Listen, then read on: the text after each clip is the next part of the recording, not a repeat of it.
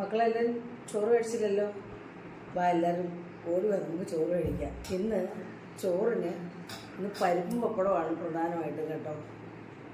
ഈ പാറുവിൻ്റെ ബർത്ത്ഡേ ഇന്നലെ ആയിരുന്നു. പുള്ളിക്കാരി ക്ലാസ്സിന് പോയതുകൊണ്ട് ഇന്നലെ ഭക്ഷണമായി കൊടുക്കാൻ പറ്റിയില്ല. അപ്പോൾ ഇന്നാണ് കൊടുക്കുന്നത്. അപ്പോൾ ഇന്ന് അച്ഛനും ഓടില്ല പച്ചക്കറി ഒന്നും വാങ്ങിക്കാൻ. അപ്പം നമ്മൾ സാധാരണ പിറന്ന നാളാണ് ഇന്ന്. അപ്പോൾ ആ ദിവസം പരിപ്പും പപ്പടവും കൂട്ടിയാണ് ചോറ് കൊടുക്കാറ്.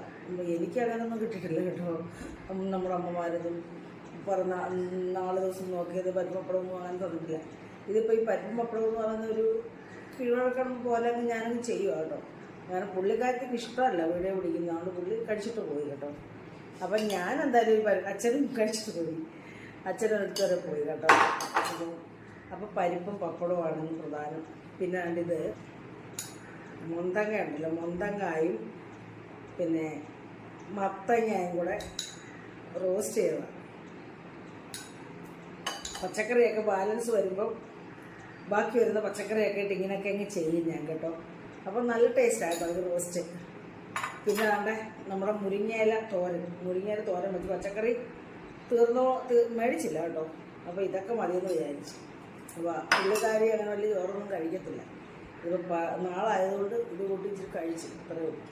പിന്നെ മക്കളുടെ ഇത് മത്തിയാണ് കേട്ടോ, നല്ല സൂപ്പർ മത്തി. അപ്പോൾ അതും ഒരു കഷ്ണം മത്തി എടുക്കാം. പരിപ്പിൻ്റെ ഒന്നും കൂടെ മത്തി അങ്ങനെ കൂട്ടാറില്ല, എങ്കിൽ പോലും വേറെ കറിയൊന്നും ഇല്ലാത്തതുകൊണ്ട്. പിന്നെ സാമ്പാറുണ്ട് കേട്ടോ.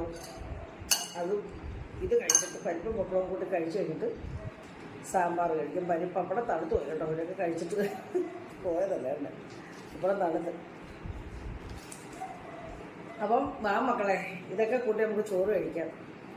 അപ്പം ഞാൻ കഴിക്കട്ടെ. അപ്പോൾ ശരി കേട്ടോ.